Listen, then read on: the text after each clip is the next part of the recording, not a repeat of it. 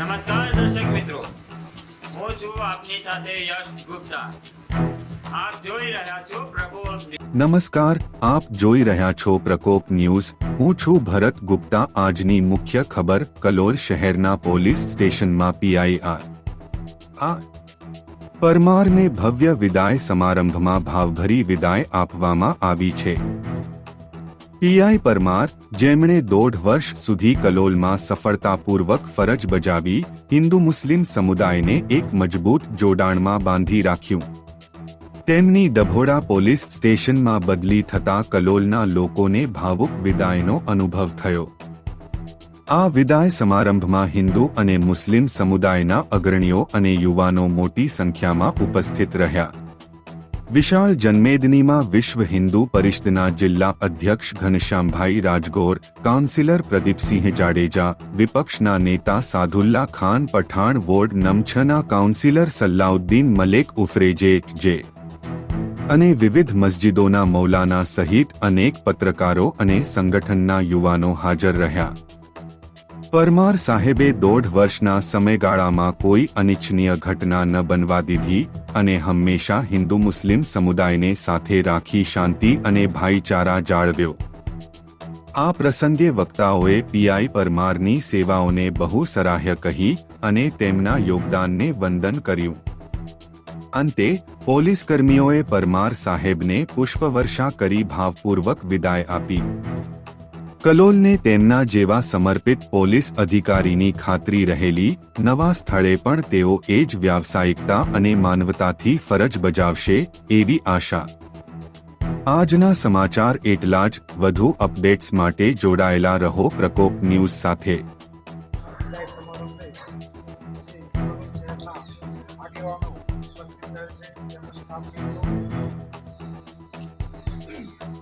આપ જાણો છો કે સરકારના જે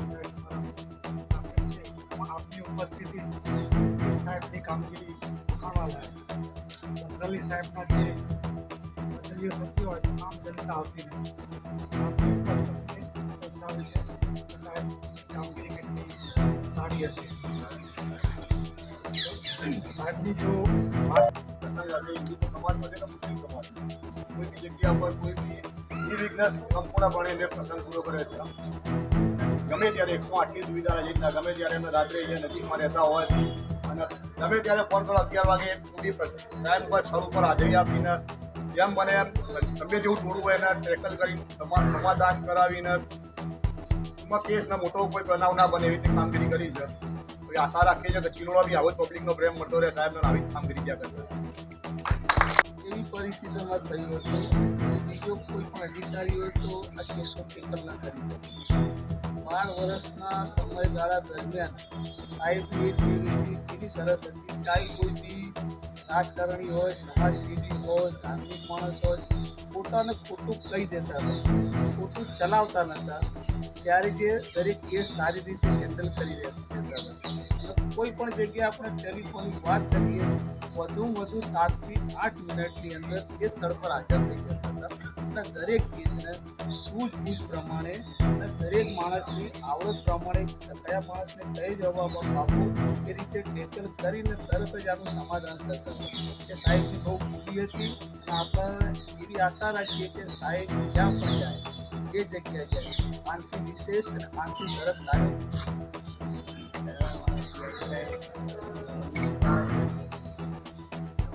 પધારેલા બાયર સુપર બેઠેલા સર્વ નેતાઓ, ભાઈઓ, અમારા સલીમભાઈ, રાજભાઈ, રઘુભાઈ, આ જગ્યા પધાર્યા છે.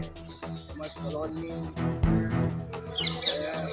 જેને કહેવાનું છે પીસફુલ જનતા, શાંતિપ્રિય જનતાને પહેલાં તો મારા શાંતિપ્રિય જનતાને મારા સૌ ખોટી અભિનંદન છે. પહેલાં હું કહું કે કલોલમાં એક ટેગ રાખેલો હતો. એમ 1 થી 5 મિનિટ પછી હું તમને કલોલમાં એક ટેગ રાખેલો હતો કે અહીંયા જે પોલીસ ઓફિસર આવે બદલી કરાવવાનું માંગતા હતા.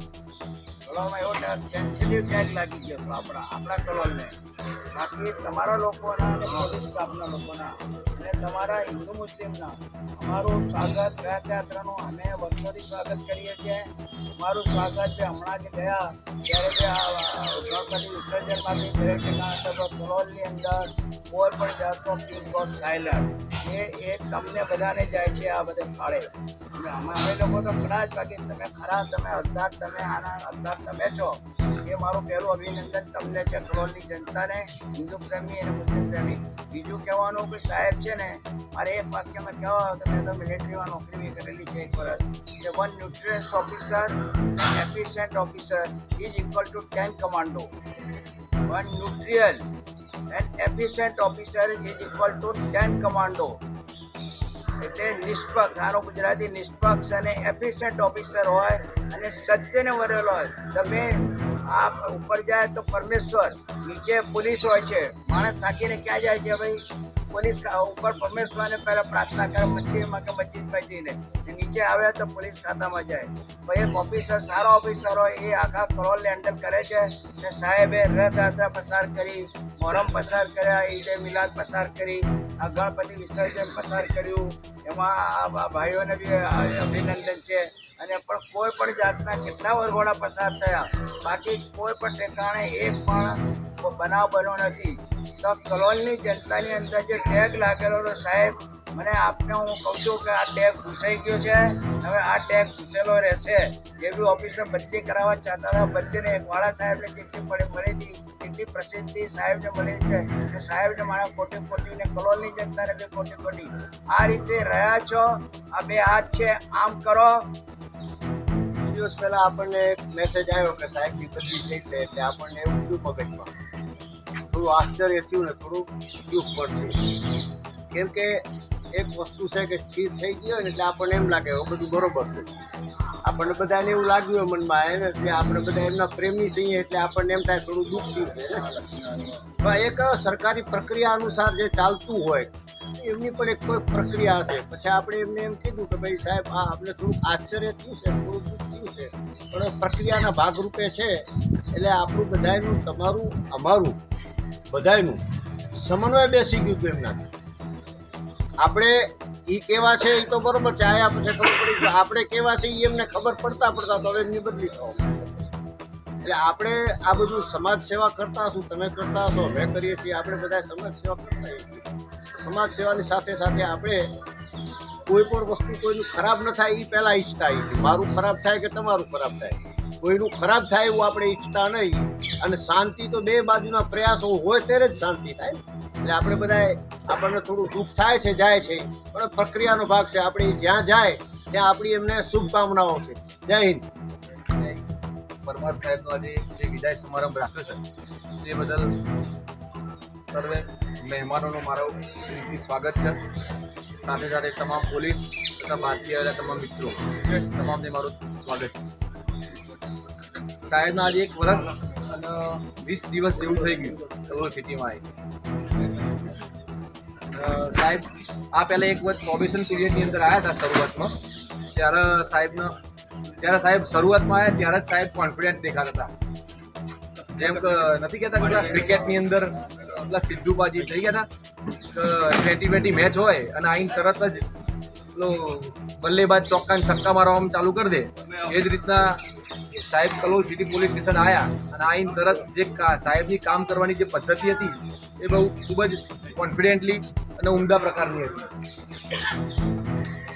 સાથે સાથે સાહેબ સાથે જે સાહેબની સાથે જે નોકરી કરી એની અંદર ઘણું બધું કામગીરી બહુ સરસ છે. જ્યારે સાહેબ ફર્સ્ટ ટાઈમ સેકન્ડ પીઆઈમાં આવ્યા હતા કલોલમાં, ત્યારે જ એમની કામગીરી આપણે દેખી લીધી હતી. ટ્રાફિકની સમસ્યા બીજી ત્રીજી હોય તો સાહેબની કામગીરી પર તો કોઈ શંકાનું સ્થાન જ હતું. બીજું જ્યારે કોઈ પણ પોલીસ સ્ટેશને કોઈ પણ ફરિયાદ લઈને આવે તો સાહેબ કંઈ પણ જોયા વગર એને ન્યાય મળે એવો હંમેશા સાહેબનો પ્રયત્ન રહ્યો છે. પત્રકારો બી પોઝિટિવતા રહી છે. સિટીમાં પણ દરેક વ્યક્તિઓ ચાહે કોઈ બી સમાજનો હોય, કોઈ બી જ્ઞાતિનો હોય, એમને કોઈ દાડો ભેદભાવ રાખ્યો નથી અને સરસ કામગીરી કરી છે. અને એ કામગીરી આજે અમને વિદાય સમારંભ છે તો અમે બી અમને શુભેચ્છા પાઠવવા પત્રકારો આવ્યા છીએ. અને સાહેબ હવે ચિલોડા જાઓ તો ચિલોડા બી તમારી છબી તો કાયમ દરેક જગ્યાએ જવા જશો તો દેખાવાની જ છે. જે ઓફિસર આજના જમાનામાં રાજકીય લેવલે બધું હોય અને ત્યારે કામ કરવાનું હોય ને ત્યારે ઓફિસર માટે બહુ મુશ્કેલી થતી હોય છે કે દરેકને સાચવવાના, દરેકને કરવાનું, દરેકને ખોટું ના લાગે. એવા દરેક સંજોગોને લઈ તો પણ સાહેબે આ સારી કામગીરી કરી છે અને કલોલવાસીઓને પણ દરેક સંતોષ છે. પત્રકારો મિત્રો પણ તમારા જવાનું અમને દુઃખ અનુભવીએ છીએ કે આવા અધિકારીઓ અમારે જતા રહ્યા. અમે તો 20-20 અધિકારીઓને જોતા આવ્યા છીએ, પણ આવા નીડર અધિકારીઓ બહુ ઓછા જોવા મળતા હોય છે. તો અમારા તરફથી પણ આપના સાહેબ શુભેચ્છાઓ છે. ચિલોલા જાઓ છો તમારી શુભેચ્છાઓ. ત્યાં પણ તમે આવીને આવી તમારું નામ પ્રસન્નતા થાય અને એ રીતે અમારી શુભેચ્છા છે. કલોલ શહેર પોલીસ સ્ટેશનમાં મારે 12 મહિના ઉપરનો સમય થયો છે. એવા સમયે મારી પોલીસ વિભાગની સામાન્ય પરંપરાઓને અનુરૂપ બદલી એ ખૂબ જ નોર્મલ પ્રક્રિયા છે. જે અમુક સમય સુધી ન થાય તો અમે વિચારીએ કે હજી સુધી કેમ નથી થતું. એવા મારા બદલીના કારણે અહીંથી છૂટા થવાનું છે. એવા સમયે આજરોજ વિદાય સમારંભ માટે ઉપસ્થિત આગેવાન મિત્રો, કલોલ શહેરના છેલ્લા 12 વર્ષમાં પરિવારના જેવા સાથી બનેલા શહેરીજનો,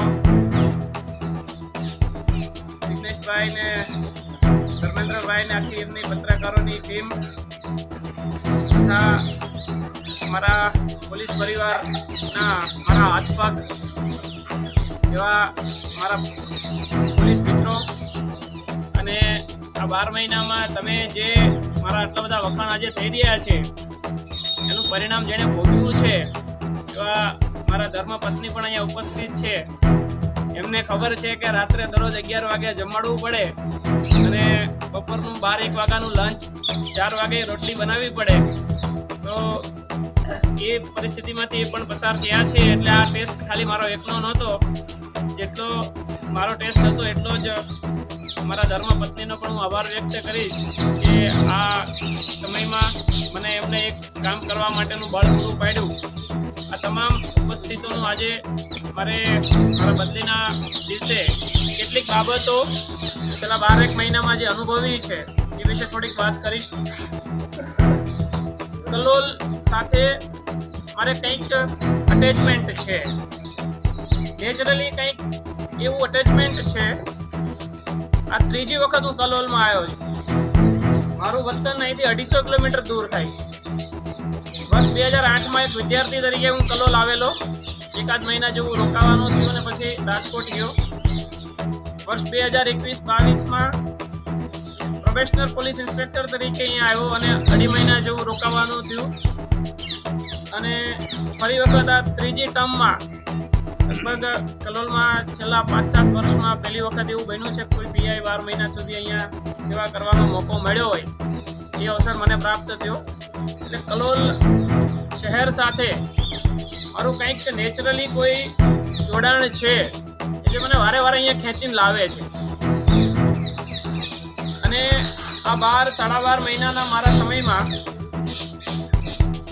કલોલ ઉપર જે એક ટેગ, જેમ ડૉક્ટર સાહેબે વાત કરી કે કલોલનું નામ પડે ને એટલે જિલ્લામાં બધા ભડકે.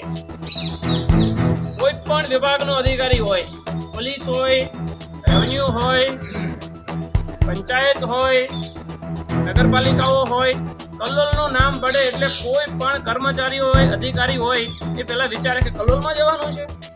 એક આવો સેન્સિટિવનો ટેગ કલોલને લાગેલો.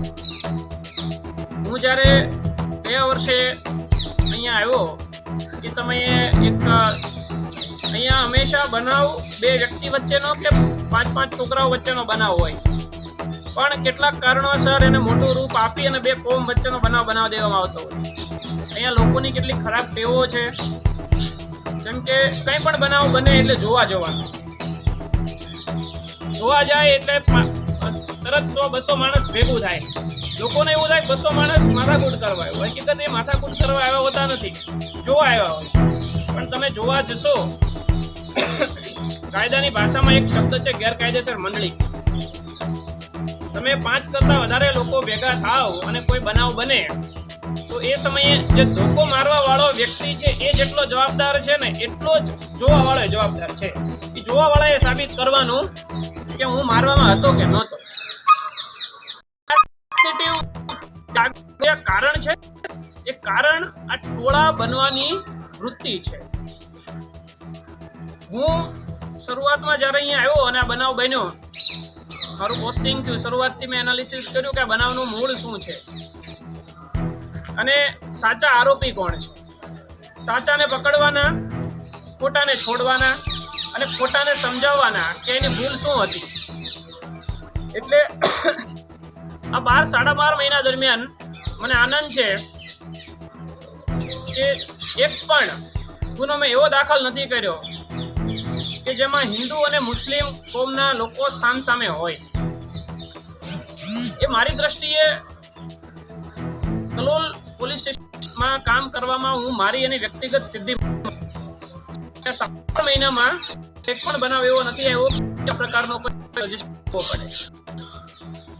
અને આ થવાનું કારણ એટલું જ, એમાં મેં કોઈ રોકેટ સાયન્સ નથી લગાવ્યું કે હું કંઈ વિદેશમાં ક્યાંય ભણીને નથી આવ્યો. ખાલી એટલું જ કે હું થોડો ઉતાવળા સ્વભાવનો વ્યક્તિ છું.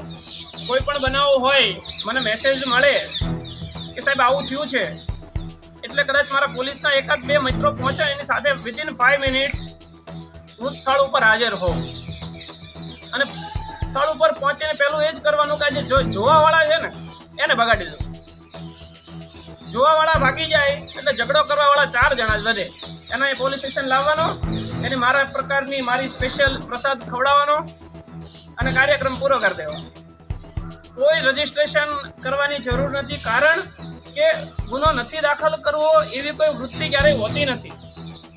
ઘણી વખત એવા સંજોગો હોય છે કે જો પોલીસ FIR દર્જ કરે તો એનાથી 2 પરિવાર વચ્ચે, 2 વ્યક્તિ વચ્ચે, 2 કોમ વચ્ચે એક લાંબા ગાળાની દુશ્મનાવટ ઊભી થઈ જતી હોય છે.